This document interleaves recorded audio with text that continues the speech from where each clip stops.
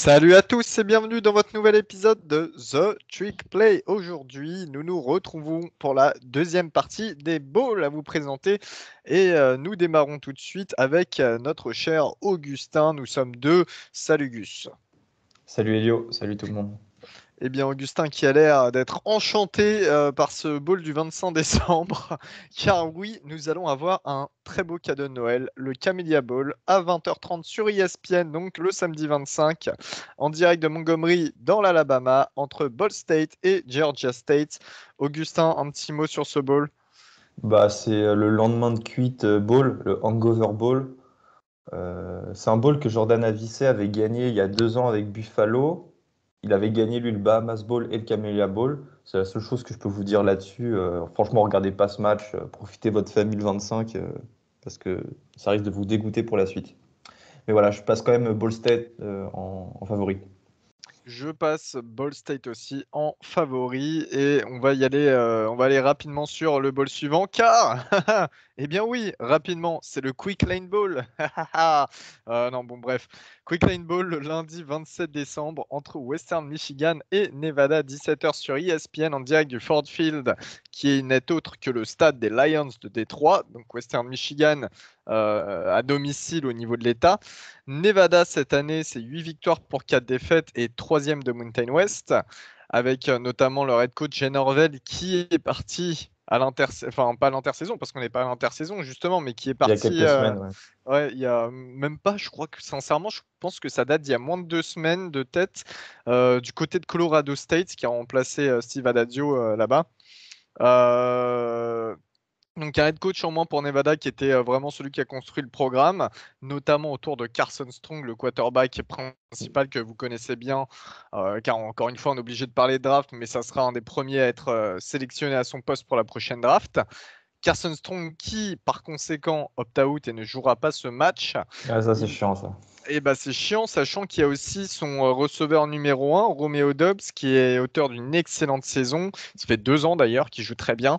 Alors lui, c'est pas clair. On ne sait pas s'il va jouer, on ne sait Ouais, pas s'il va pas jouer parce que pareil, il se présente à la draft. c'est comme Cole Turner, le tight end. Les deux, on ne sait pas encore à l'heure à laquelle on s'enregistre. Mais c'est vrai, comme tu dis, ça fait chier parce que c'est vraiment un trio qui était hyper intéressant en Mountain West et même plus globalement dans le monde du college football. C'est chiant. Franchement, c'est chiant. Parce que là où tu sais, ce bowl, c'était un duel entre Caleb Eleby, le quarterback de Western Michigan, et Carson Strong, qui sont deux quarterbacks qui ont un avenir NFL. Et là, il est dénué en fait de tout intérêt parce que ces stars ne sont pas là. Et on sait que c'est le problème en fait des plus petits programmes. Dès que ta star majeure opt-out, et tout de suite la partie elle perd l'intérêt. Par exemple, dans d'autres matchs plus importants, on en parlera tout à l'heure, mais dans un Outback Bowl entre Penn State et Arkansas, KJ Jefferson ou Sean Clifford pardon, ont beau partir, tu auras toujours derrière des mecs hyper talentueux qui rendront le match hyper intéressant parce qu'ils seront aussi les visages de leur programme pour les futures années. Donc voilà, ça, ce match-là, c'est un peu ma déception de ce côté-là. Ouais, et puis c'est compliqué parce que encore une fois, tu parlais des joueurs, mais revenons sur l'entraîneur. Norvell, c'est un excellent coach. Il part. Là, c'est le coach running back qui prend l'intérim en tant qu'head coach pour ce match.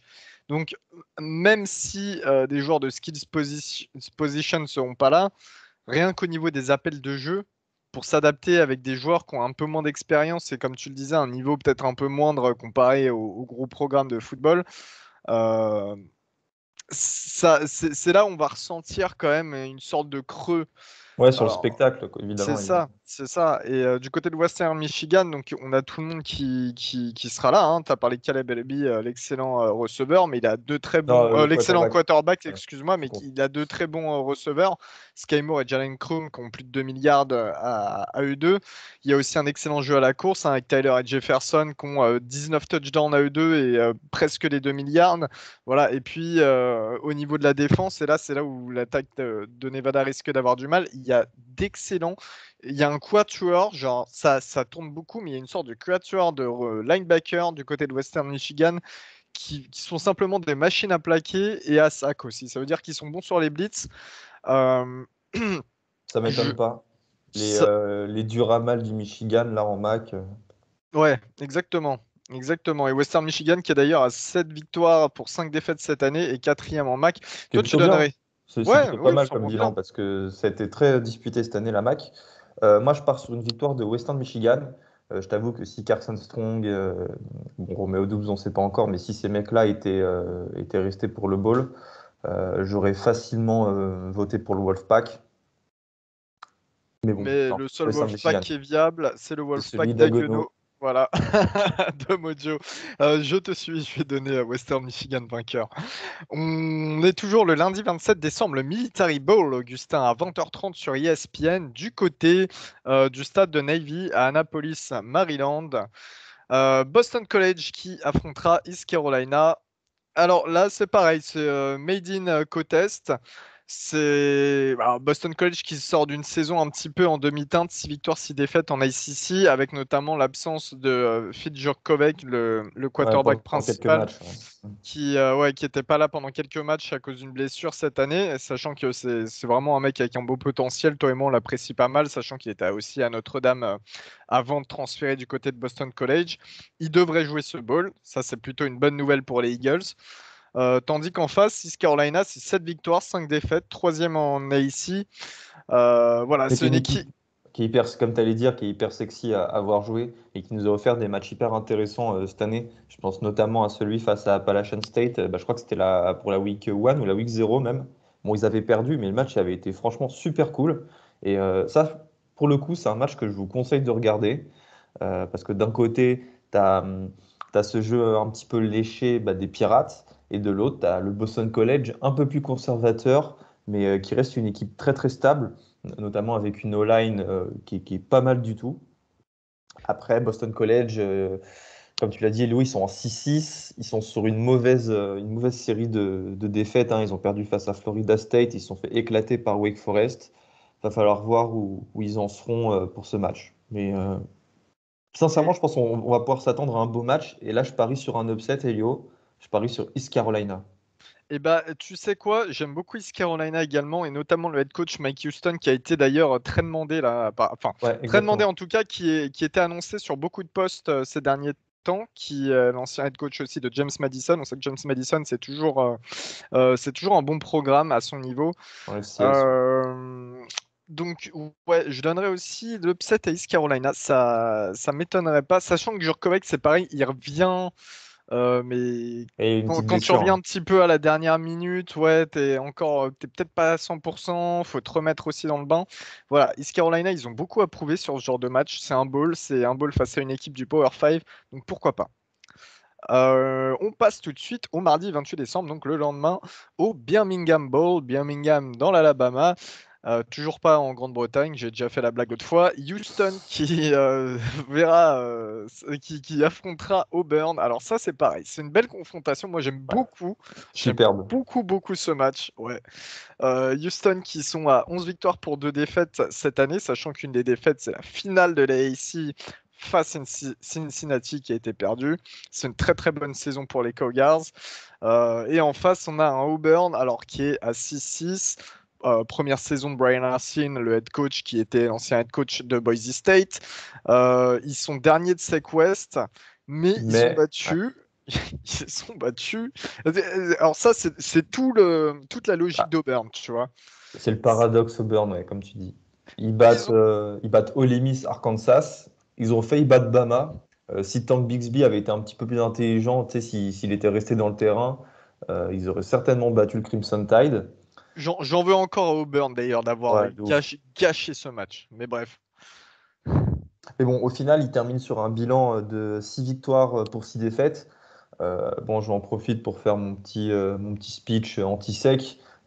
S'ils sont à 6 victoires, c'est parce qu'il y a les Cupcake Games de début d'année face à Alabama State et Akron.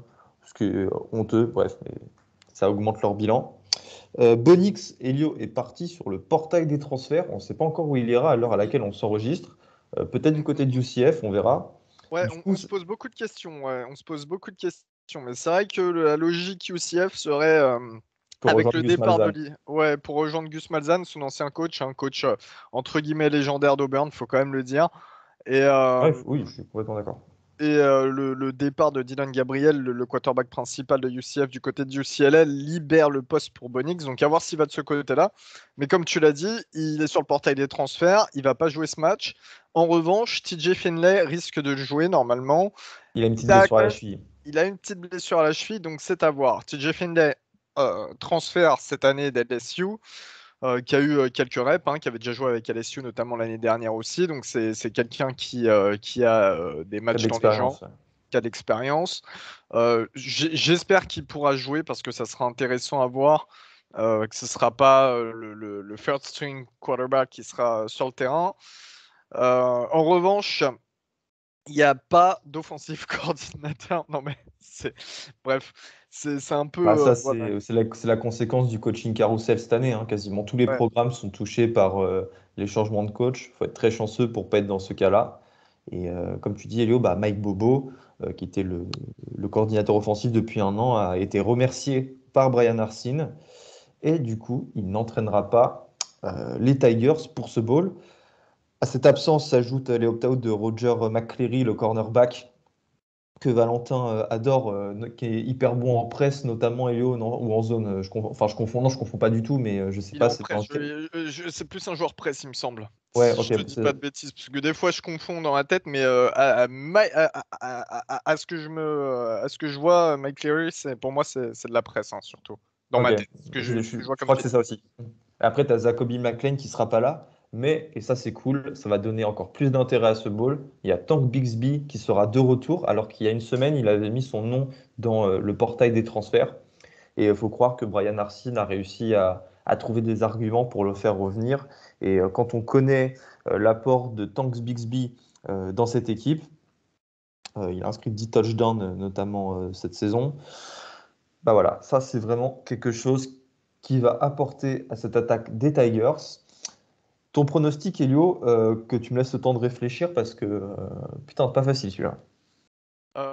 Bah écoute, j'aurais bien aimé que tu me laisses le temps de réfléchir également. Attends, Bah, toi, par exemple, aussi, je me demande, j'ai pas réussi à avoir l'info, mais si le linebacker Owen Pappoe d'Auburn va jouer ou pas, parce que déjà il n'y a pas Zacoby McClain comme tu l'as dit, et Pappoe est aussi pas mal, il devrait se présenter à la draft, je sais pas si ça a été fait officiellement, mais lui aussi c'est pareil, c'est un joueur assez facteur X sur le terrain en défense. Je donnerais ma victoire. Alors, tu sais quoi? Je vais donner quand même ma victoire à Houston, parce que Houston, ils font une bonne saison. Ils ont un très bon duo de running back, Mike Haskell et Henry. Euh, et encore une fois, on est sur une base où Auburn, c'est une phase de changement. Il y a pas mal de mouvements, comme on l'a dit. Euh, et je vois une équipe plutôt complète en face des Cougars ah, qui c'est sûr, ouais, elle auront sera plus faim complète. de, Mm. ouais voilà, tu vois, qui auront faim de marquer le coup face à une équipe, une grosse équipe pour le coup du Power 5. Donc allez, pourquoi pas l'upset et la victoire des Cougars. Ok, faut savoir qu'ils sont favoris, Auburn est favori de 2,5 points. Donc même les bookmakers trouvent que ce match devrait être serré. Pour ma part, non, allez, je pars sur une victoire d'Auburn, même si j'aimerais absolument que Houston gagne. Je pense que cette défense pourra faire beaucoup de mal à cette attaque des Cougars. Mais j'espère que les Cougars gagneront. Après Elio, on est toujours le 28 décembre à 21h15, donc juste après ce match, on aura le droit au First Responder Bowl entre Air Force et Louisville, Air Force Academy militaire. Ça aura lieu au stade de SMU à Dallas. Louisville est sur une saison, j'ai envie de dire, en fait, ils sont là où on les attendait, hein, 6 victoires pour 6 défaites face à une équipe de Air Force qui, elle, justement, a été excellente cette année. 9 victoires pour 3 défaites, dont des victoires quand même assez importantes face à Boise State ou Nevada, et des défaites, mais vraiment d'arrière, face à San Diego State et Utah State, à chaque fois de moins de un touchdown. Donc ça montre le potentiel de cette équipe, qui, comme je vous l'ai dit, est une académie militaire et qui se repose beaucoup sur la triple option. Je pense que ça va être un match hyper intéressant à voir. Déjà parce que Malik Cunningham sera là du côté du Cardinal. Il peut être pas mal ce match. Franchement, il peut être pas mal. Et je Ouais. vois Air Force l'emporter sur la continuité de leur superbe saison. Et voilà, c'est vive la triple option, hein. Je le pense pas du tout. Et, et ben moi, je vais mettre Louisville. Je vais mettre Louisville parce que pour moi, Louisville reste un léger niveau au-dessus des équipes que tu as citées qui Air Force a affronté. Je pense que avec tous les retours qu'on a du côté des Cardinals, on aura assez pour battre Air Force. Et notamment Malik Cunningham. Moi, j'adore ce mec.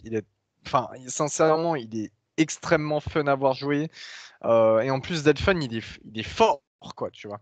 Je pense que son jeu déroutant, que ce soit dans les airs, que ce soit la course, et le fait qu'il y ait tout le monde autour de lui, va faire que Louisville aura l'avantage. Et je donne mon veto, non, je donne ma victoire pour Louisville. Du côté, toujours le mardi 28 décembre, un petit peu plus tard dans la soirée, donc en France, le Liberty Bowl à minuit 45 sur ESPN au Liberty Bowl Memorial de Memphis. Toujours pas de chanson, Augustin, toujours pas d'Elvis. Putain, tu vas me faire chanter avant la fin de l'année, toi. Ah bah, on va essayer, hein. Encore des bisous à Pack de Potes et à Thierry. Vas-y, Gus, je te laisse parler un petit peu de cette confrontation qui, elle aussi, sur le papier, peut être assez sympa.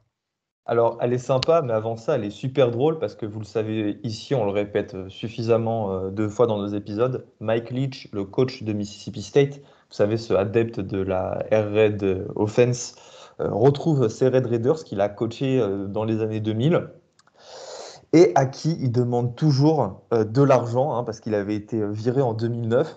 Et il estime toujours, 10 ans après, que les Red Raiders lui doivent du fric. Donc ça, c'est assez drôle de voir cette confrontation. Voilà, il y Ouais, aura une petite... juste petite parenthèse, mais Mike Leach, moi, il me tue. C'est vraiment le Marcelo Bielsa du college football. Ouais, de Enfin, fou. bref. Non, mais en fait, c'est ça, tout le monde le respecte, tout le monde le...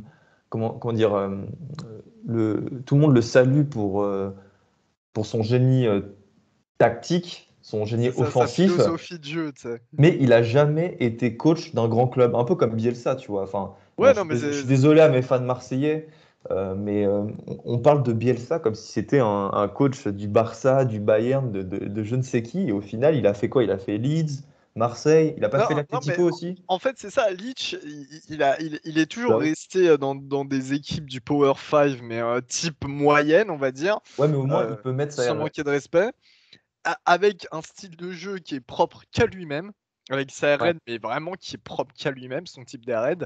Et, euh, et partout où il est allé, finalement, ça s'est un petit peu mal terminé, mais il a toujours cette aura. Ouais. Et aucune grosse équipe n'a voulu prendre le risque de le prendre, quoi, voilà. Et Bah, parce que là, il se c'est un retrouve, tel changement de culture aussi là, de voilà, passer un mec comme lui. c'est ça. Et là, il se retrouve dans une situation, enfin, problème financier vis-à-vis de son ancienne équipe, machin. C'est le Marcelo Bielsa avec Lille, quoi. Tu vois, genre, j'adore la comparaison entre les deux. Vas-y, je te laisse reprendre. Bah, sinon, mis à part ça, ces deux équipes ont été des surprises de leurs conférences respectives. Texas Tech qui a terminé en 6-6 et en battant notamment une équipe comme Iowa State, Elio, je m'en souviens, bah oui, sur ce field goal à la fin, Yes, qui yes. était vraiment pas mal. Ils ont battu Houston aussi, Houston qui est une très très bonne équipe. Donc voilà, Texas Tech, en plus, vous savez, ils ont viré leur coach cette année, Matt Wells qui a été remplacé par Sonny Cumbie, le coordinateur offensif qui va rejoindre Louisiana Tech après ce bowl-là. Donc ça veut dire qu'il assurera l'intérim pour ce bowl. Et Joey Maguire, leur nouvel head coach, qui était un assistant coach de Baylor, sera bien avec l'équipe, mais il laissera forcément l'intérim. En gros, il sera là il sera là avec les gars, quoi. Il sera dans les tribunes. Donc ça, c'est plutôt quand même rare, faut le noter. Les coachs, les nouveaux coachs rejoignent leur équipe après les bowls, c'est du moins ce qui est d'usage. Et de l'autre côté, bah, tu as Mississippi State qui, mine de rien, sort une grosse saison dans une conférence, enfin dans la meilleure division du college football, ah, quoique non, la SEC West et la Big Ten East. Bon, Ouais, ça se vaut, ça se ça se vaut. vaut, ça se vaut, mais voilà, quoi. Mississippi State, ça a battu NC State, ça a battu Texas A&M, rappelez-vous, qui était 15e à l'époque, ça a battu Kentucky, ça a battu Auburn. Bref, c'est une belle équipe, cette équipe de Mississippi Non State. mais, encore une fois, c'est du Bielsa, quoi. Tu vois, ça va te battre des équipes impossibles à battre. Et à côté, ça va faire n'importe quoi face à des équipes où la victoire est normalement obligatoire. Tu vois, voilà. Tu vois, bah, par exemple, l'exemple, ils ont perdu face à Memphis, qui est pas très bon cette année, et ils avaient failli perdre face à Louisiana Tech avant de faire un comeback historique pour le programme. Le joueur à suivre, évidemment, du côté des Bulldogs, c'est Will Rogers, Will Rogers, qui lance 60 ballons par match et qui a 35 touchdowns et 8 interceptions cette année, pour 370 yards et 75% de passes complétées, pardon. Je pense que c'est le record. Cette année, il faudrait que j'aille vérifier les stats, je vous dirai ça dans le prochain épisode. Mais avec un tel volume, ce sont des très très bonnes stats. On passe au... Non, on passe pas au ball suivant, Elio, ton Prono. pronostic. Le prono, et aussi, si je te dis pas de bêtises, je crois que tu as omis de dire que Charles Cross, le tackle de Mississippi State, sera absent. Il Ouais, opt-out il carrément présente à à la la draft. draft. Et Hmm. encore une fois, c'est un des meilleurs tackles sur les tableaux de draft. Donc voilà, mais je pense que ça ne posera pas de problème pour que Rodgers lance encore 140 ballons par match. Et je pense que la victoire reviendra à Mississippi State tant l'équipe est plus stable que Texas Tech à l'heure où on parle. Voilà, après Texas Tech, ça va commencer à se remodeler l'année prochaine. Mais là, maintenant, tout de suite pour ce bowl, Mississippi State, les Bulldogs, l'avantage, toi, Augustin, Pareil, et ils sont favoris de 8,5 points. et bien voilà. L'Holiday Bowl, toujours le mardi 28 à 2h du matin, donc dans la nuit du mardi au mercredi, sur la Fox du côté de Petco Park à San Diego, California. UCLA qui descend donc un petit peu dans le sud de la Californie pour affronter NC State, North Carolina State, qui sort d'une bonne saison. On a ici la bonne surprise de l'ancienne équipe, de quelqu'un. Il y a quelqu'un qui a joué à North Carolina State et qui a joué à San Diego. Augustin, est-ce que tu sais? Attends, on va jouer à qui est-ce? Est-ce qu'il a 20 gosses? Il faut- Au minimum. Au minimum. Ouais, Est-ce qu'il connaît les moyens de contraception? je ne crois pas. Voilà, Philippe Rivers. Exactement, Philip Rivers, donc, qui était l'ancien quarterback de North Carolina State et bien sûr l'ancien quarterback des San Diego Chargers, les regrettés feu Chargers. Donc c'est un match-up moi qui m'intéresse parce que c'est assez particulier, une équipe de l'Est face à une équipe de l'Ouest Je qui suis ont bien un petit d'accord. peu ouais, tu vois, qui ont un petit peu rien à voir. On a fait les recherches avec Gus, UCLA, la dernière fois que ces deux équipes se sont affrontées, UCLA a remporté les deux seuls matchs de leur histoire. Et c'était C'était en en quelle année? 1959 et 1960. Et pour la petite anecdote, il y a un match qui s'est terminé à 7-0. Voilà, du bon football qui devait Un bien autre cogner temps. à l'époque. Ouais. Dommage qu'il n'y ait pas de replay, tu vois, ça devait cogner là-dedans. Oh, tu dois avoir des images. J'irai voir après. On est sur un bilan pour UCLA du victoire 4 défaites cette année et NC State une victoire 3 défaites. UCLA, pareil, qui commence à un petit peu se remodeler, hein. On a l'arrivée notamment au poste de quarterback de Dylan Gabriel, on en parlait tout à l'heure de UCF pour l'intersaison. Là, ça devrait être Dorian Thompson-Robinson, si je dis pas de bêtises, qui va jouer au poste pour ce Oui, match. aussi, il me semble. Ouais. Parce Ouais, qu'il ouais. a. Lui, ça m'étonnerait qu'il opt-out. Faut être bon pour opt-out en général. Ouais. Enfin, faut être bon, on s'entend, Elio. Mais voilà, UCLA, quand même, c'est une belle année, hein. Ils ont battu, vous vous en rappelez, Hawaï 44-10. Ils ont battu LSU. C'était un match hyper intéressant aussi à l'époque. Ça a battu Stanford, Arizona, Washington. Et ça a gagné ses trois derniers matchs face à Colorado, USC, California. Après, évidemment, ça a lâché des matchs un peu cons face à Fresno State et Arizona State. Puis ça a perdu face à Oregon, Utah. Bref, c'est une année. euh, je pense qu'un fan des Bruins aurait signé pour un tel bilan en début d'année. Donc, ma foi, c'est une bonne saison. Et de l'autre côté, du côté de la Caroline du Nord, c'est quoi déjà la ville de NC State? C'est, je sais pas comment prononcer, c'est Rallis, c'est ça? Attends, oula, Attends, alors là, vas-y, va vérifier.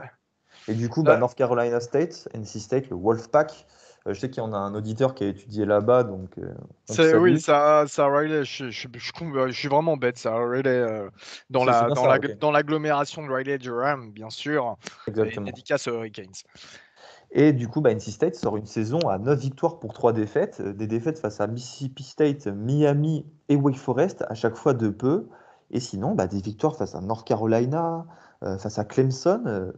Voilà, le Wolfpack nous a sorti une superbe saison, bien qu'il y ait eu vous savez, en défense, des blessures avec Peyton Wilson et tout. C'est surtout cette attaque qui a emmené cette équipe sur son dos. Et voilà, North Carolina a été une superbe équipe en ACC et je pense que ça nous promet vraiment un super match face à UCLA. UCLA qui est aussi une bonne équipe offensive. Hein, sur les trois derniers matchs, UCLA Ça a mis à chaque fois plus de 40 points, dont un 62-33 face à USC. Je pense qu'on va avoir un match avec beaucoup, beaucoup de points.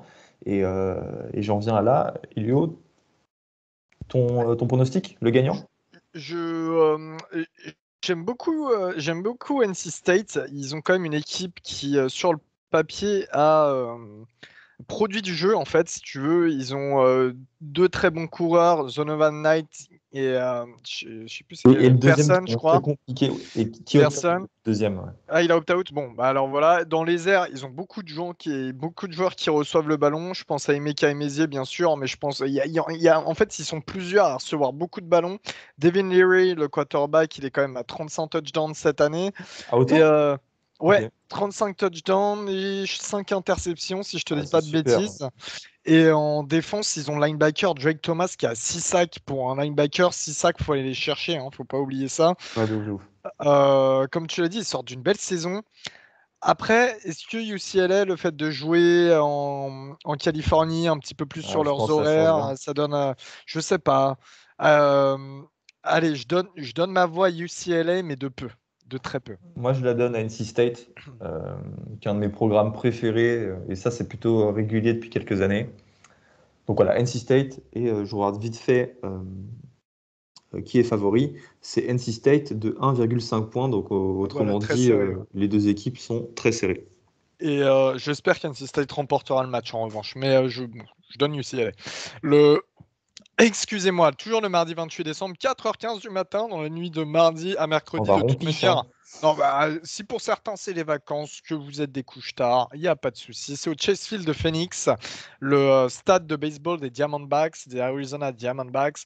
Un stade sympa d'ailleurs, pour la petite anecdote, Augustin, je ne sais pas si tu es au courant, mais dans ce stade, tu as genre une sorte de grand jacuzzi où tu peux te mettre et regarder le match. Ouais. Il y a ça Voilà. maintenant, ouais.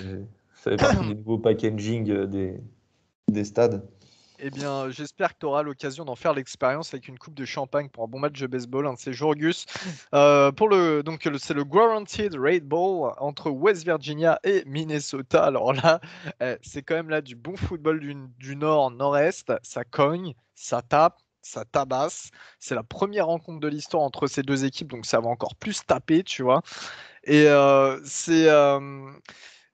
alors, c'est un bowl un petit peu à l'image de la fin de saison en college football, hein, au niveau du coaching carousel. Il y a l'offensive analyst de West Virginia qui a été nommé offensive coordinateur de Minnesota pour 2022. Il va coacher pour West Virginia Ouais, sur ce match. ce jour-là, ouais, sur ce match. West Virginia qui a 6 victoires, 6 défaites cette année. Et Minnesota qui a 8 victoires, 4 défaites en étant deuxième de Big Ten West. Bon, la Big Ten West cette année, c'était pas non plus la folie, faut le rappeler. Et ça a Euh, battu Wisconsin en dernière semaine. Ils ont battu Wisconsin en dernière semaine. West Virginia. Alors, je vais pas trop commenter sur West Virginia parce que je les ai pas vus de tant jouer que ça, à part le match d'ouverture face à Maryland, justement, on les a battus. Je vais pas fake en disant que je connais bien le programme cette année.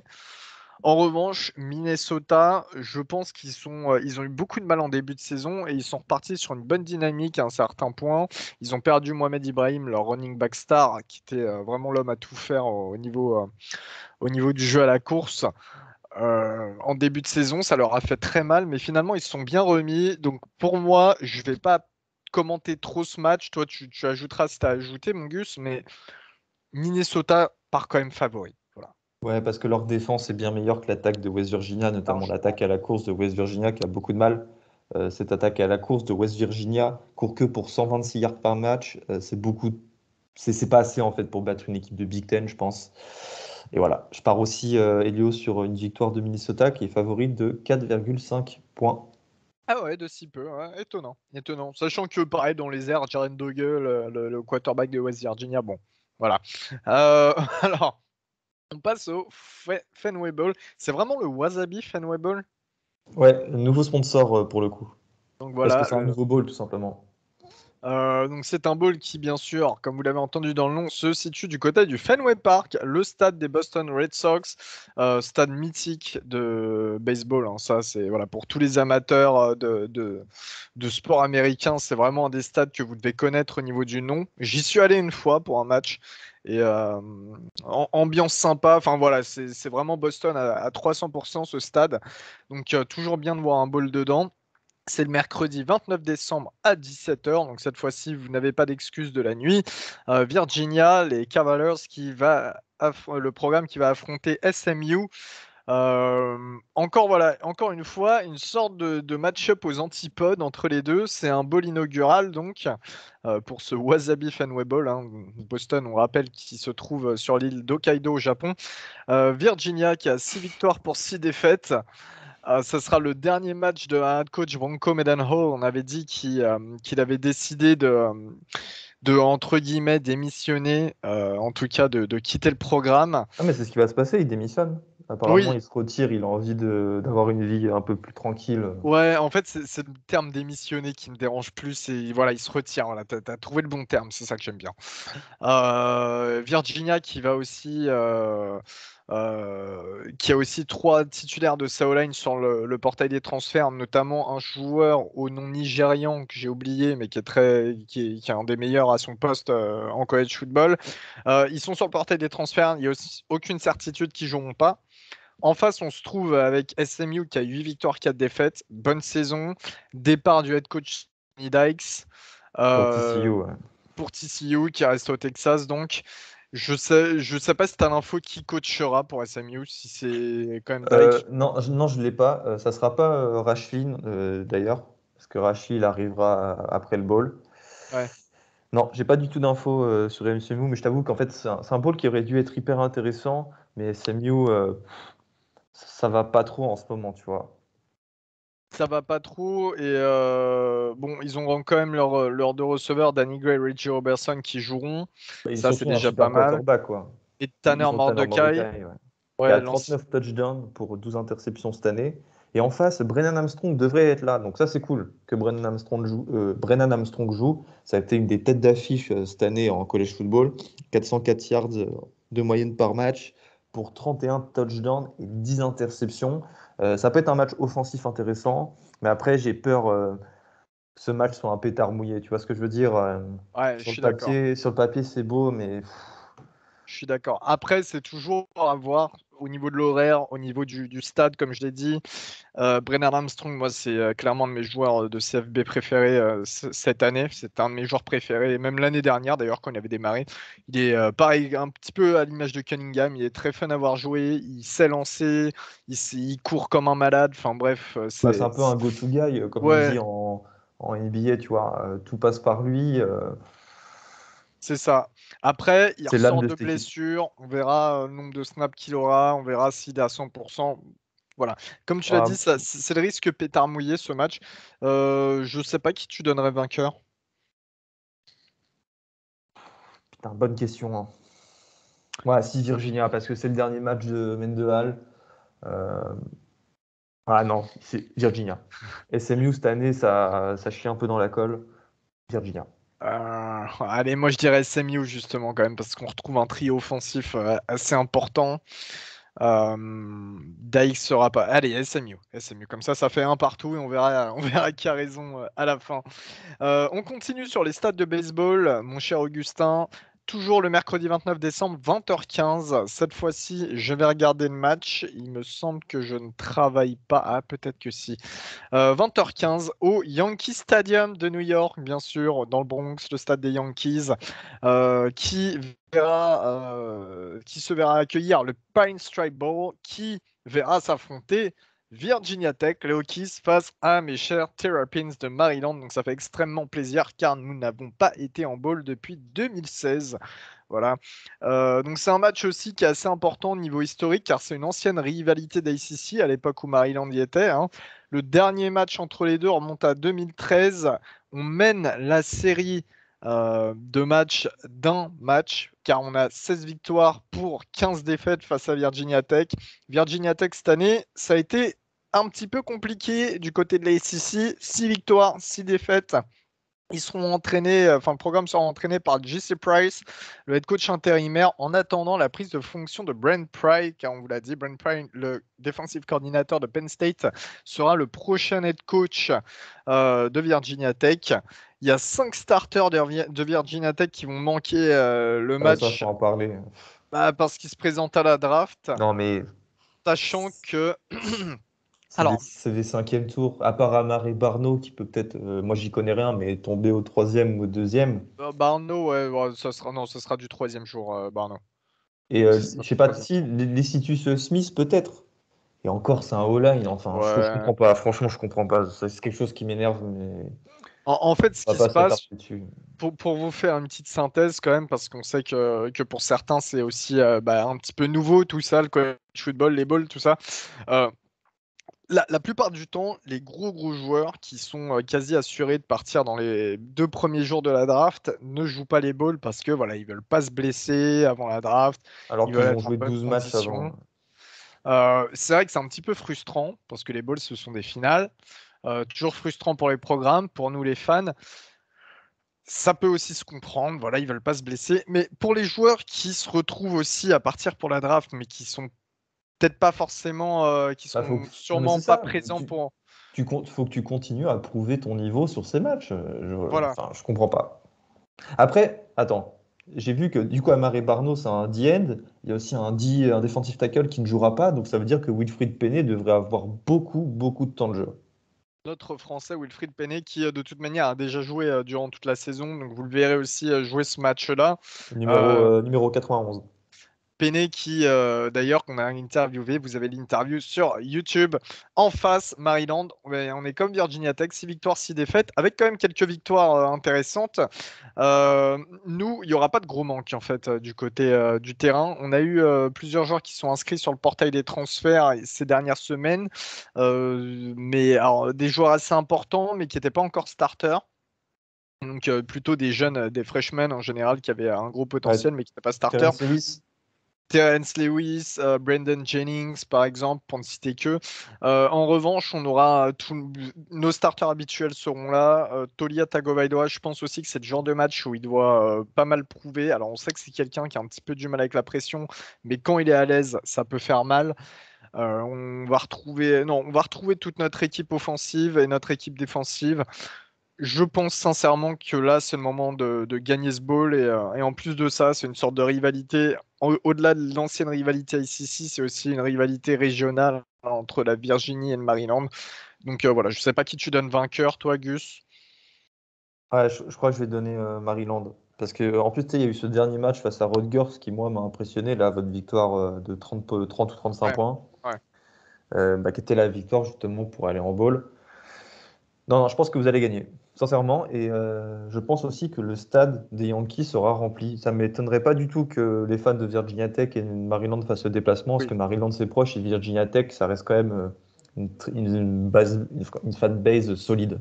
exactement. Et il y a beaucoup de gens qui, par exemple, ont étudié à Maryland, voire Virginia Tech aussi, hein, bien sûr, mais je parle d'un point de vue plutôt que moi je connais. Il y a beaucoup de gens qui ont étudié à Maryland qui maintenant travaillent à New York, tout ça. Donc c'est aussi une occasion d'aller retrouver son alma mater jouer en ville. Et ça, c'est assez exceptionnel. Ça va être sympa comme match. Toujours le mardi 29 décembre, 23h45, du côté d'Orlando, au Camping World Stadium d'Orlando. Alors, c'est un stade qui est souvent utilisé pour tout ce qui est ball. Uniquement utilisé pour ça. En fait, c'est un stade qui pourrait être utilisé pour une franchise NFL, disons-le clairement, sans parler de fac et qui est fait pour le football, quoi. Voilà. Donc c'est toujours intéressant de voir les balls là-bas. Et il y a eu aussi plusieurs WrestleMania pour les fans de catch, bien entendu. C'est le Cheez It Bowl qui verra s'affronter Iowa State à Clemson. Et ça, Gus, ça, pour le coup, c'est un match qu'on aurait pu avoir dans une autre configuration, peut-être un peu plus tard, j'ai envie de dire, même dans l'année, pour la nouvelle année. Ah bah totalement, hein. Moi, j'ai pas peur de le dire, en début d'année, pour moi, ça c'était une affiche de playoff, hein. C'était une affiche de demi-finale entre un deuxième et un quatrième. Mais Iowa State et Clemson ont déçu cette année. Iowa State, c'est un bilan de 7-5 avec notamment des défaites à la con. Ah, putain, ces défaites à la con contre Texas Tech, West Virginia, Iowa, enfin, c'était vraiment frustrant. Et Clemson qui, tout au long de la saison, a eu beaucoup trop de mal offensivement pour rivaliser dans une ACC qui est pas très forte, en perdant face à Pittsburgh et NC State, et aussi en frôlant les défaites. Je pense notamment au match face à Syracuse ou au match face à Georgia Tech. Donc voilà, c'est le bowl des déceptions en fait, le bowl des prétendants aux playoffs, mais qui ont chié dans la colle, comme je l'ai dit tout à l'heure, cette saison, durant la saison régulière. Mais je pense que le match sera plus intéressant que leur bilan. Je m'explique, parce que Clemson a repris un petit peu du poil de la bête. Offensivement, l'attaque déroule hein, depuis le match face à Louisville. Ça a mis 48 points à Wake Forest et 30 points à South Carolina. Je pense ça y est, la machine est bien huilée maintenant. Et ça annonce de belles choses pour l'an prochain. Et du côté d'Iowa State, et bah, mine de rien, ça reste Iowa State. Ça vient de foutre une branlée à TCU. Matt Campbell, c'est un sorcier, hein. Pour le coup, on parlait de Bielsa tout à l'heure. Lui, c'est le genre de mec pour qui tu te bats à un bowl, tu vois. D'ailleurs, il n'y aura pas d'opt-out du côté d'Iowa State. Il n'y a pas d'opt-out Ouais, prévu, alors qu'on exact, sait qu'il y a exact. beaucoup de prospects NFL qui jouent pour les Cyclones. Tout à fait. Brissol, on ne sait pas trop encore, mais ça m'étonnerait pas du tout de le voir jouer ce bowl. Et de l'autre côté, Clemson sera sans Tony Elliott et Brent Venables. Du coup, ceux qui assureront le play calling offensif et défensif, ce sont, je crois, que c'était le QB coach et le coach des DB. Et ouais, c'est ça, qui passeront d'ailleurs offensive coordinateur et défensive coordinateur pour l'année Pour prochaine. l'an Donc prochain. c'est leur Voilà. premier poste, premier job pour ce poste. Donc voilà, en fait, en fin de compte, bah, c'est deux équipes qui sont proches. Les bookmakers le disent. Iowa State est favori d'1,5 point. Donc voilà, c'est un match hyper intéressant, un des bowls les plus intéressants. 23h45, c'est raisonnable. Regardez ce match. Pronostic, Elio? Je donnerais cette victoire pour Iowa State dans le sens où, comme tu l'as dit, ils seront légèrement plus complets que Clemson. Et que voilà, bon bah du coup Clemson, on l'a dit, hein, on sait que Dabo Swinney c'est une tête pensante, mais voilà, il y a une turnover au niveau du coaching, il y a un turnover au niveau des joueurs. Iowa Ouais, State, c'est puis il y en a complet. quelques-uns qui sont rentrés dans le portail des transferts et il faut le dire, Ouais. Clemson a eu une quantité de blessés cette année assez énorme et ça les a certainement pas aidés. Et je pense que Matt Campbell, je sais que c'est pareil pour Swinney, mais je vois Matt Campbell quand même vouloir, un petit peu frustré de cette saison et vouloir absolument obtenir cette victoire. Donc je donne à Iowa State. Et toi, Gus? Euh, Allez, Clemson. Clemson. Ok. Mercredi 29 décembre, dans la nuit de mercredi à jeudi, 3h15 du matin, en direct du fameux Alamo Dome de San Antonio, Texas. L'Alamo Bowl qui verra s'affronter Oklahoma à Oregon, face à Oregon. Deux équipes qui n'ont plus de head coach. Non, mais, Enfin, non, mais si, enfin, qui en ont un, mais qui viennent de retrouver un nouveau head coach après avoir perdu leur head coach sur les 2 dernières semaines. Donc Lincoln Riley à Oklahoma qui est parti à USC et qui a été remplacé par Brent Venables, le défensif coordinateur de Clemson. On en parlait juste avant. Et Oregon qui a vu à la grande surprise générale, alors, Riley on s'y c'était attendait pas, extrêmement, hein. c'était surprise, mais je crois que Cristobal, j'aurais encore moins parié, et qui a vu Mario Cristobal partir du côté de Miami, leur head coach. Dan Lanning, le head coach, le defensive Ouais. coordinateur de Georgia, passe head coach pour Oregon. Bien sûr, Venables et Lanning ne vont pas coacher pour ce bowl. Ce sera Bob Stoops du Ça, c'est drôle, côté hein. d'Oklahoma et Brian Mike Landon du côté d'Oregon. Mike Landon qui est le coach normalement receveur et passing game coordinateur. Gus, comment tu vois cette rencontre? Alors là, c'est pareil. Encore une fois, on parle d'une rencontre qui aurait pu se retrouver en playoff, quoi.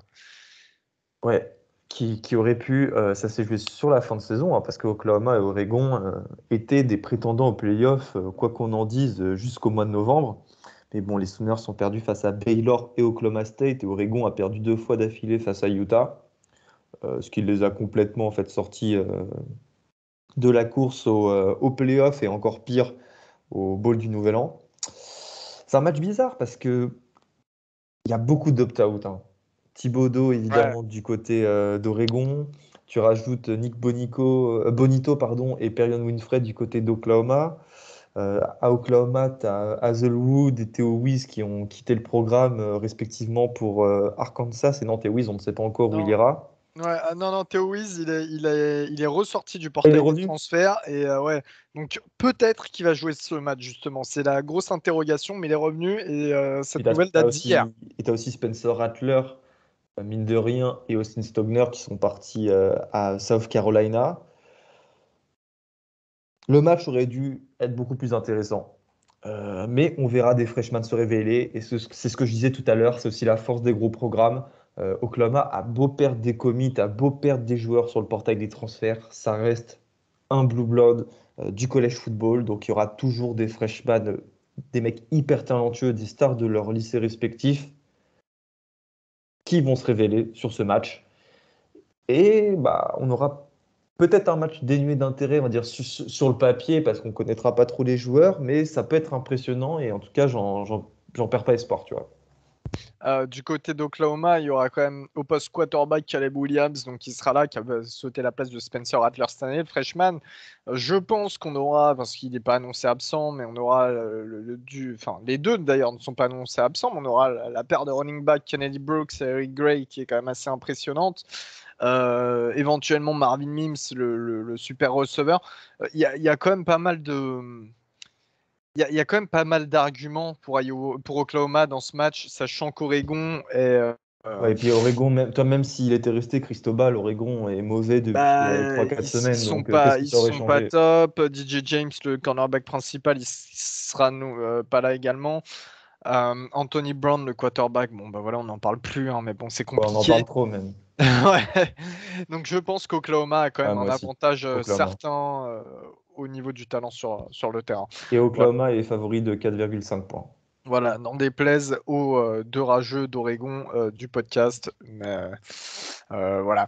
Le Dukes Mayo Bowl, le jeudi 30 décembre à 18 h du côté du stade des Panthers à Charlotte, South Carolina contre North Carolina. C'est super, ça, tu vois, c'est local, c'est du local et on apprécie parce que du coup, ça va être un stade rempli, notamment rempli de mayonnaise. C'est un bowl qui est pas mal en vogue hein, depuis quelques années, avec notamment l'excellent travail sur les réseaux sociaux de la marque qui sponsorise ce bowl, donc le Duke's Mayo, la mayonnaise, comme vous l'avez dit. Alors à chaque fois, ça se renverse un pot de mayonnaise à la fin hein, sur le vainqueur. Voilà, ça fait de ça avec de la mayonnaise, ça doit sentir très très bon dans le vestiaire après. South Carolina qui a réussi, contre toute attente, à se retrouver en bowl. En plus, c'est un bon bowl, hein, le Duke's Mayo. C'est un bowl qui a, comment dire, qui est pas mal regardé, justement. On l'a dit, hein, ça a pas mal fonctionné via les réseaux sociaux. Ça, niveau communication, ça l'a rendu important. Et bah c'est ça. Et puis en plus de ça, il y a un argument très important pour South Carolina, c'est le head coach Shane Beamer, donc qui était l'ancien assistant head coach de Lincoln Riley l'année dernière à Oklahoma. C'est ça. Là, il termine sa première saison du côté de South Carolina en tant qu'head coach. Et il a Il, un bowl.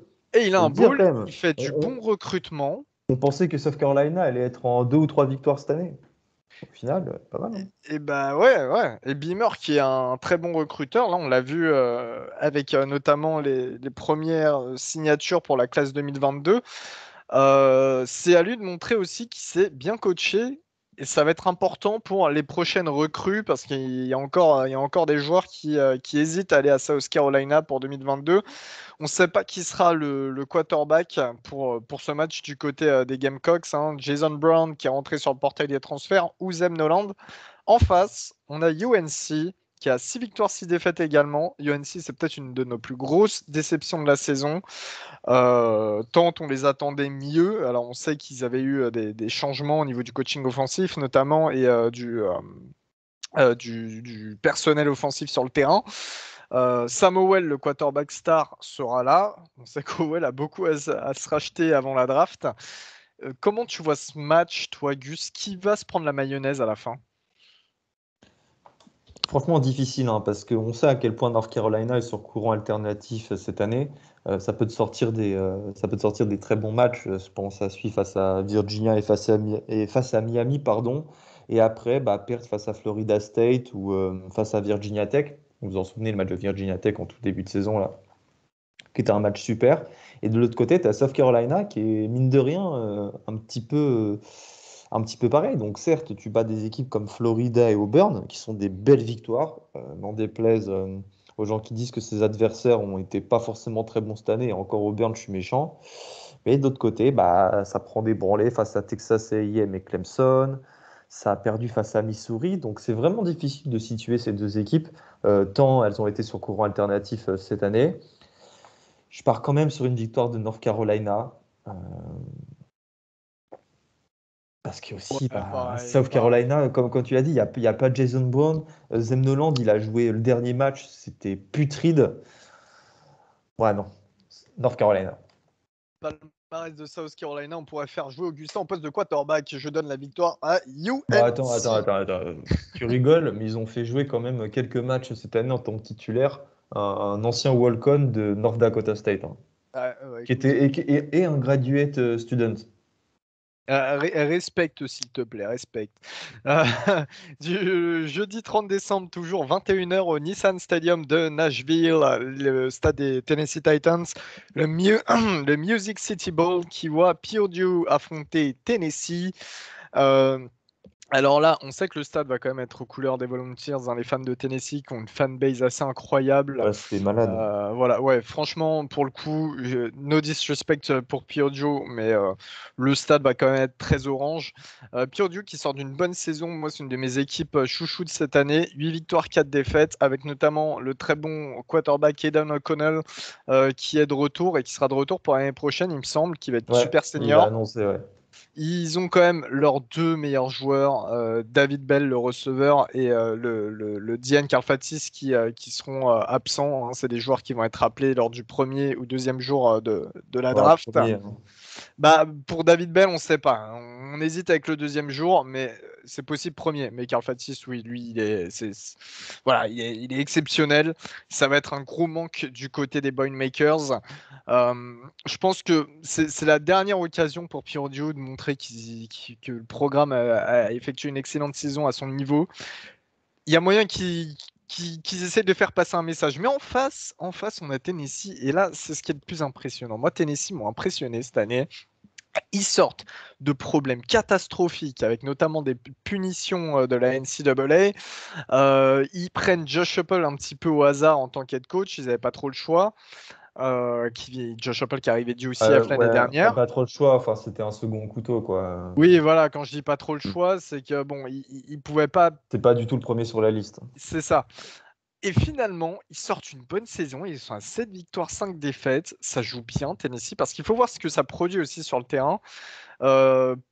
Il y a peu de changements internes jusqu'à présent. Ils semblent plutôt sereins. Ils ont le retour de Hendon Hooker, le quarterback qui était l'ancien quarterback de Virginia Tech, qui a transféré, qui a été auteur d'une bonne saison, surprenamment. Franchement, je m'y attendais pas, hein. Et qui sera de retour pour l'année prochaine. Donc, attends, Hendon Hooker, j'ai les stats. 69% de passes complétées, 26 touchdowns et 3 interceptions. C'est pas mal, hein, pour une équipe qui lance. Et à la course, il a combien? Parce que c'est un bon joueur de course aussi. Si tu arrives à me trouver ça très rapidement, mais Hooker qui sort d'une bonne saison, Heupel, on sait, hein, c'est un coach un petit peu à vocation offensive. Enfin, voilà, je pense que Tennessee part avec un avantage sur ce match, hein. C'est quasiment un match à domicile. Ils sont sur une bonne dynamique, comme on a dit, ils sont sereins. Et je pense que Tennessee France, Vols France sur Twitter, que vous pouvez les suivre, hein, bien entendu, notre papa va se régaler notre papa à tous va se régaler ce jeudi 30 décembre. Donc Gus, à qui tu donnerais la victoire, toi? Je la donne à Tennessee. Et difficile, hein. Et j'aime beaucoup Purdue comme équipe. Mais voilà, Tennessee favori pour moi. Ça serait de toute manière, sincèrement, pour moi, c'est un match. La victoire de l'un ou de l'autre me convient, ça serait beau. Et regardez ce bowl, évidemment, hein. Ah oui, Super Bowl. Tout à fait, parce que après, vous pouvez regarder ce bowl pour être en forme pour 4h30 du matin. Dans la nuit, c'est la nuit du mercredi au jeudi. Non, c'est la nuit du jeudi au vendredi, je dis des bêtises. Jeudi 30 décembre au vendredi 31 à 4h30 du matin du côté de Las Vegas pour le Las Vegas Bowl, l'Allegiant Stadium, hein, le nouveau stade des Raiders. Wisconsin affronte Arizona State. Là encore, on retombe sur des équipes qui, alors leur bilan n'est pas catastrophique, hein, loin de là, 8 victoires, 4 défaites, mais des équipes qui finalement ont un petit peu déçu comparé au niveau qu'on attend chaque année. Peut-être qu'on les hypait un petit peu trop, je sais pas. Faudrait voir ça après coup. Déjà, moi, ça m'intéresse parce que c'est des équipes qui n'ont rien à voir. On a une équipe type dynamique du Sud, là où il fait chaud. On a une équipe très Big Ten, très lourde, du heavy, tu vois. C'est ça, ouais, du nord des États-Unis. Euh, c'est le genre de match-up toujours assez incroyable. La dernière victoire dans cette confrontation, c'était en 2010 pour Arizona State. Je crois qu'il y a 3 victoires, une défaite, 3 victoires d'Arizona State, une défaite de Wisconsin. Arizona State, ils auront le jeu à la course qui va être impacté avec le opt-out de Rashad Wright, le running back. Et puis le jeu à la passe sera aussi impacté avec l'absence des deux receveurs principaux. Je suis désolé, j'arrive plus à parler comme d'habitude au bout d'un moment dans l'épisode. Euh, le problème là-dessus, c'est que si t'as pas de jeu à la passe pour Jayden Daniels Arizona State, ça risque de faire très mal parce que Bah, le c'est jeu mort, contre la c'est mort. course de Wisconsin Mais est assez exceptionnel. on est gros, c'est mort. Et puis il y a l'autre La, zinzin la là, défense, la défense à la course de Wisconsin, c'est la meilleure du pays. Et incontestablement. Ils maintiennent parfois des équipes exceptionnelles, mais à rien, quoi. Notre-Dame, je m'en souviens, la course, c'est une force de Notre-Dame. On a couru que pour 3 ou 4 yards.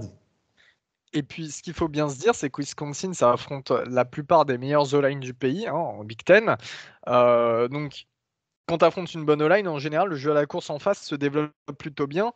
Face à eux, c'est pas du tout le cas. On a aussi l'autre zinzin au post linebacker, Léo Chenal, qui sera aussi une des attractions de la draft. Il faut le dire, moi, c'est un joueur que j'adore, une machine à plaquer, qui va être présent. Je pense que ça risque d'être très dur, très très dur pour Arizona State. Wisconsin Ouais, je en suis d'accord plus, avec toi. sincèrement, et Wisconsin qui loupe la finale de Big Ten lors de la dernière semaine en perdant face à Minnesota, il y aura beaucoup, beaucoup de revanches à prendre. Je sais pas, tu es d'accord qu'on donne Wisconsin? Je pense que Oui, je suis d'accord. Je pense que voilà. Wisconsin gagnera. Après, tu connais hein, les brain farts du côté de Madison. Ah bah ça on Ils sont, connaît, ils ouais. sont, ils sont coutumiers du fait. Hein. Ils avaient une place, ils avaient une autoroute pour aller en finale de la Big Ten, mais ils ont perdu face à Minnesota lors du dernier match. On connaît bien. Et un match qui sera donc en pleine nuit, regardez-le en replay hein, si jamais, parce que franchement, je pense que ça vaudra quand même le coup. Le vendredi 31 décembre à 17h du côté du stade des Jaguars à Jacksonville. On fait des bisous à Jaguars France. Pareil que vous pouvez les suivre sur Twitter. Le Gator Bowl, donc le bowl des crocodiles qui verra Texas A&M affronter Wake Forest. C'est un remake du Back Bowl de 2017 où Wake Forest a gagné sur le score de 55-52. Augustin, pareil, une sorte de beau match-up. Bah déjà, je précise, c'est le Tax Slayer Bowl, le sponsor Tax Slayer, donc pour voilà, nos amis les amoureux du fisc. Ouais. Euh, c'est un bowl à regarder. Non, c'est un des meilleurs bowls pour le coup de cette post-season. Wake Forest qui est 17e à la People et Texas A&M qui est 25e. Les Demon Deacons ont terminé la saison avec 10 victoires et 2 défaites. Ils ont été finalistes de l'ACC. Ils ont perdu en finale face à Pittsburgh. Et grosso modo, bah, ils ont été animateurs de cette saison, hein, que ce soit en ACC ou même au niveau du pays. Ils étaient sur je m'en souviens, une série de 7 victoires consécutives avant de perdre un petit peu bêtement un match face à North Carolina. Ça a eu des belles victoires face à NC State, notamment, je m'en souviens, et face à Virginia. Voilà, c'est une équipe qui offensivement est hyper intéressante avec, tu sais, Elio, ses joueurs comme Hartman, Jacquari Robertson et Haiti Perry. Je pense qu'ils joueront tous. Peut-être pas Jacquari Robertson, lui, c'est possible qu'il opt-out. Et en face, bah, ça sera la superbe défense de Texas A&M. Donc voilà, cette attaque de Wake Forest qui nous a tant régalé cette saison va avoir une défense énorme, celle des Aggies. Où en revanche, le défensif coordinateur il ne sera plus là, hein, Michael Coe qui est parti du côté de Duke. Si Elio, tu peux aller vérifier s'il coachera pour ce bowl, ça serait cool, s'il te plaît. Ouais. Et du côté de Texas. Il me semble qu'il coach pas pour ce bowl, hein. J'ai bien. Oui, non, si, je te le confirme. D'ailleurs, il va pas coacher pour ce bowl. D'ailleurs, ça va être ouais, une absence préjudiciable. Bah après, bon, je me fais quand même pas trop de soucis pour cette défense de Texas A&M qui a relevé le niveau de l'équipe cette année. Et j'en reviens forcément, logiquement, à cette attaque. Euh, Si on sait que Mac Johnson, le quarterback de LSU, a transféré, là, bah, ce sera le quarterback certainement titulaire en 2022.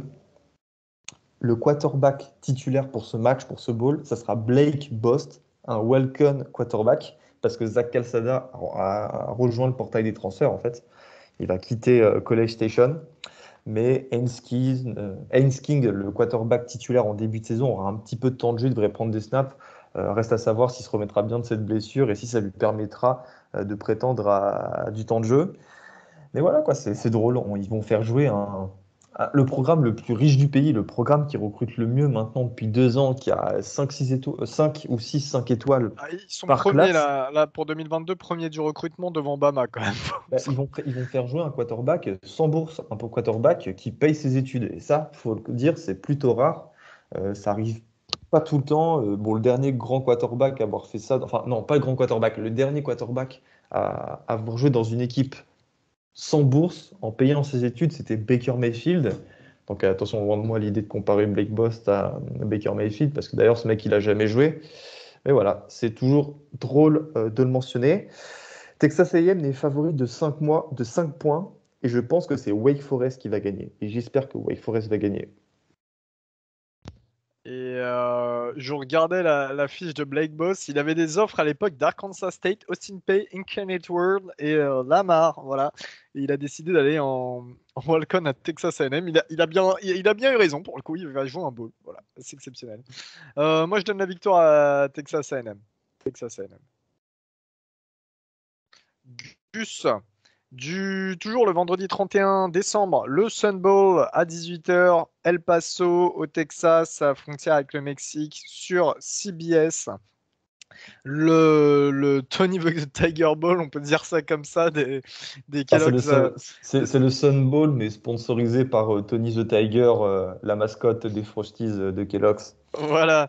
Et ben en parlant de Frosties, ces deux équipes, il y a une équipe, c'était des Frosties cette année, ils se faisaient bouffer, hein. Miami qui affronte Washington State. Alors, les deux équipes sont à 7 victoires pour 5 défaites, à des niveaux différents parce que Miami, on sait qu'ils ont quand même un talent, enfin des talents différents que ceux de Washington State. D'ailleurs, les Cougars n'ont pas de chance parce que Max Borghi, le running back principal, sera absent. Il se dirige vers la draft. Borghi, qui est une sorte de CMC du pauvre, si on peut dire ça comme ça. Parce que c'est un running back blanc. Non, mais parce qu'il Si, il est si, t'as très. raison. Non, non, mais en plus, non, mais dans le style de jeu, vraiment, il se ressemble. Tu sais, il est très Ouais. multifonction.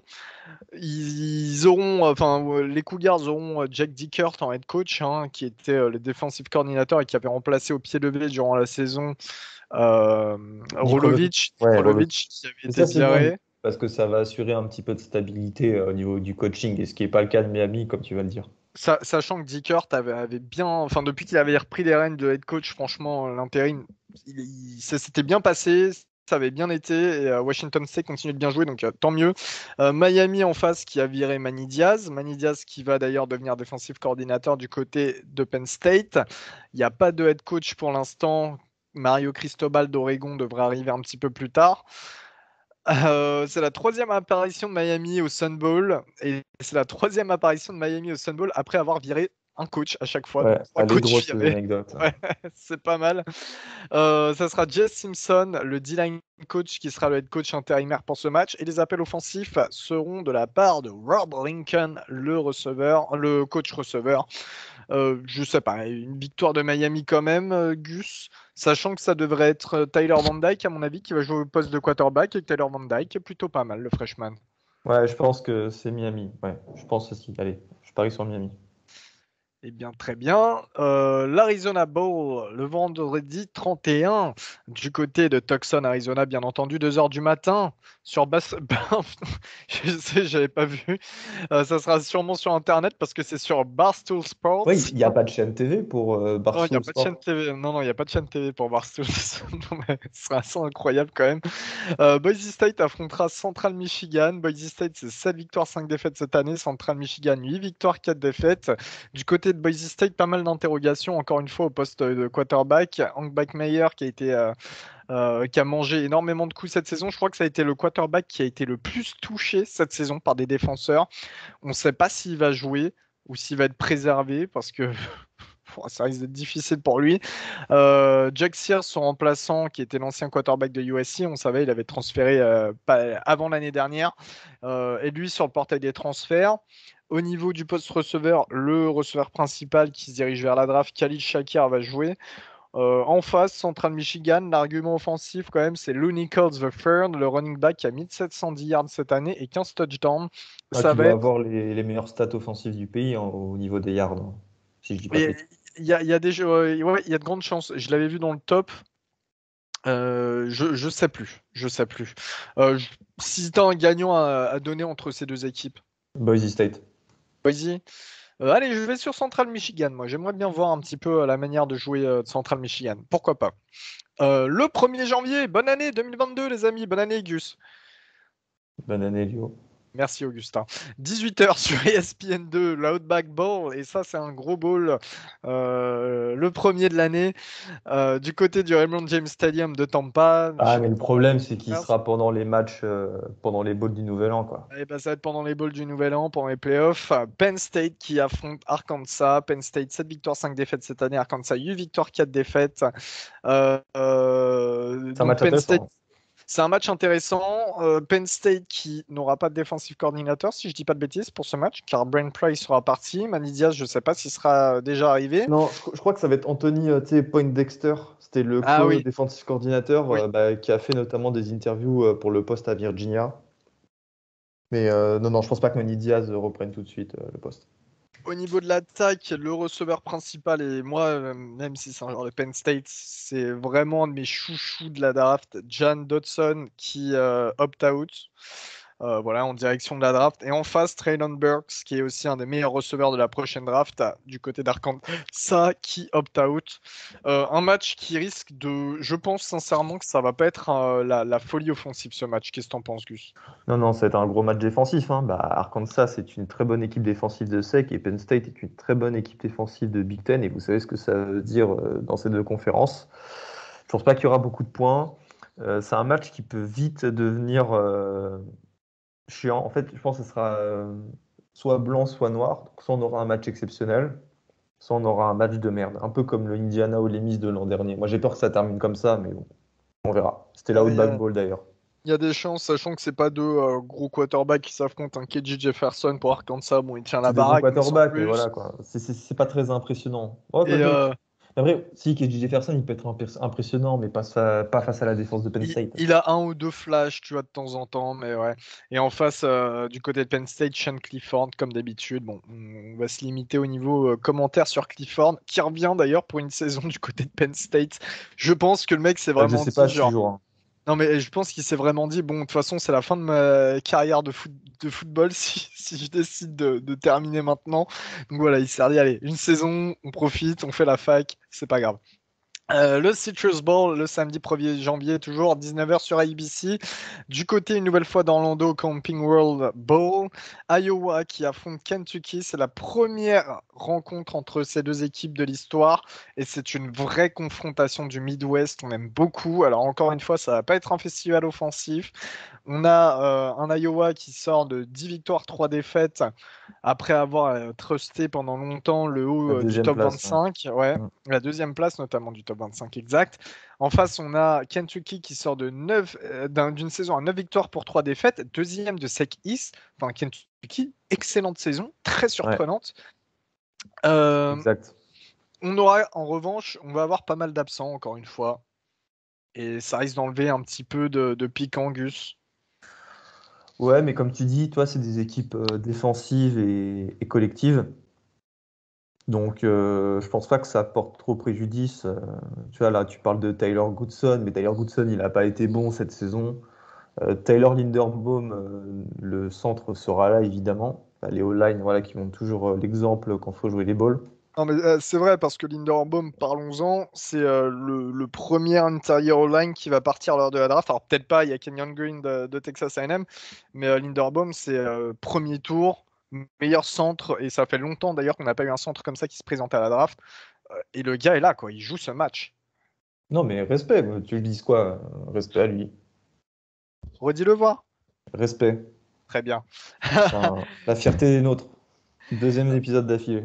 Le head coach de Kentucky, Mark Stoops, eh bien, qui affronte son alma mater, il était étudiant à Iowa. Il a Du même côté été DB à Iowa. Et ben voilà, ouais, il a plus le physique pour. Et Ah ouais. du côté de Kentucky, on aura aussi le running back qui lui aussi se présente à la draft, il me semble, Chris Rodriguez à surveiller, qui est un très bon running back. Voilà, ça risque d'être un match pas très offensif, mais qui peut être intéressant, je pense. Parce que, encore une fois, pareil, ces deux équipes, Iowa, qui rate la finale Non, ils ont pas raté non, la finale de la Big Ten, c'était qui? C'était Si, ils sont allés en c'était finale de la Ohio Big Ten. State, Iowa. Je suis désolé, je dis n'importe quoi. Iowa qui rate un petit peu sa saison au moment où il fallait pas, quand ils étaient deuxième du top 25 notamment. Kentucky qui sort d'une grosse saison. Enfin, tu vois, c'est le genre de match-up où les équipes, là, c'est une finale pour eux. Voilà, c'est une finale et ça va se jouer sur Citrus Bowl. Et encore une fois, c'est un Bah, bowl qui est très réputé. Donc, moi, ouais, c'est ça, c'est un bowl qui est réputé. Et ce que je vous conseille, c'est de le mettre en double écran à côté de Notre-Dame, Oklahoma State. Ce exactement. sera à 19h, mais ça, on aura l'occasion d'en parler dans un troisième épisode où on vous présentera exclusivement les 6 bowls du Nouvel An, dont l'Orange et le Cotton Bowl, qui sont les bowls des playoffs. Et on va terminer sur ce dernier match. Oui, ça y est, on vous laisse tranquille après le Texas Bowl le Qui a lieu mardi. 3 jours après. Ouais, le mardi 4 janvier, qui verra du côté de l'Energy Stadium de Houston, les Houston Texans, à 3 heures du matin, qui verra s'affronter LSU et Kansas State qui verront s'affronter. Pardonnez-moi, ou je sais plus, j'arrive plus à parler français, c'est la fin de l'épisode, Augustin, j'ai même pas bu une goutte de bière là. Et puis surtout Elle, qu'il est bof, hein, le bowl, là. Oh bah, il n'est pas terrible. Alors, une seule confrontation entre ces deux équipes, c'était en 1980 avec une victoire d'LSU. LSU, saison demi-teinte, 6 victoires, 6 défaites, de nombreux départs, notamment sur le portail des transferts. Je pense que vous avez pu voir le mécontentement de Ryan sur les réseaux sociaux. Euh, on ne sait pas trop au poste de quarterback comment ça va se passer. Si, ça va être Miles Brennan. Parce Mais qu'à ouais, un mais moment, en fait, il est Miles revenu de Brennan, blessure ou pas? non, mais C'est- Miles Brennan était dans le portail des transferts. On l'attendait du côté de Nebraska pour aller rejoindre un entraîneur des LSU, l'entraîneur des receveurs des LSU qui est parti entraîner là-bas. Mais il est revenu pour ce bowl et ça tombe à point nommé parce que il restait plus qu'un quarterback sous scholarship à LSU et ça veut dire que les Tigers auraient dû faire jouer Garrett Nussmeier, le freshman, et lui griller son redshirt. Je vous rappelle que pour pouvoir utiliser un redshirt, donc pour avoir une saison supplémentaire, il faut jouer 4 matchs ou moins par an. Et là, ça aurait été le 5e match de Nussmeier. Donc voilà, c'est plutôt important. Ça arrive au bon moment. Et LSU qui sera coaché par Brad Davis, le coach offensive line, avant l'arrivée très prochainement de Brian Kelly, qui est déjà sur le campus d'ailleurs, le désormais ex-coach de Notre-Dame. Du côté de Kansas State, bah, il y a eu pas mal de changements d'un seul coup dans le coaching staff offensif. Donc voilà, sur des positions importantes, je crois que, je sais plus, c'était l'offensive coordinateur ou le QB coach, et il y en a eu un autre. Et le post quarterback qui est toujours incertain au niveau de Kansas State. Skylar Thompson, le quarterback titulaire habituel, était toujours blessé encore récemment, mais on ne sait pas. D'ici le 4 janvier, ça peut vite évoluer. Donc voilà. Ouais, de toute Pour... façon, l'an prochain, il y aura Adrian Martinez à Kansas State. Oui, c'est vrai, ouais, le quarterback actuel de Nebraska qui transfère. Tu donnerais ta victoire pour qui, Gus? Ouais, il est sous quand même. Allez, ouais, Ah, LSU le, également. le- le Soyons talent, fous. hein. Le talent. Soyons fous. Eh bien voilà, on se retrouve dans le prochain épisode pour présenter bien les derniers bowls et puis enfin les bowls du Nouvel An comme on dit qui sont en réalité les playoffs hein, de CFP. T'as Enfin, deux bowls du Nouvel An qui comptent pour les playoffs et les oui, 4 autres sont ce qu'on appelle maintenant aujourd'hui les bowls du Nouvel An. c'est ça, c'est ça. Donc un petit peu ce qui est le plus populaire, on va dire, à ce moment-là de l'année à regarder, et puis même en général sur toute la saison. On vous remercie de nous avoir écoutés jusqu'au bout. C'était un épisode un petit peu long, mais il y a beaucoup de balls. On essaie de tous les faire, de tous les présenter. N'hésitez pas à aller voir ce fameux Ball State Georgia Southern, donc je ne sais plus. On se retrouve très bientôt. Gus, un petit mot pour la fin. Euh, Allez écouter l'album de Ruff. Voilà, il a toujours pas voulu chanter, Gus, hein. Toujours pas d'Elvis. Je suis déçu. Allez, on se dit à la prochaine. Salut tout le monde. Salut à tous.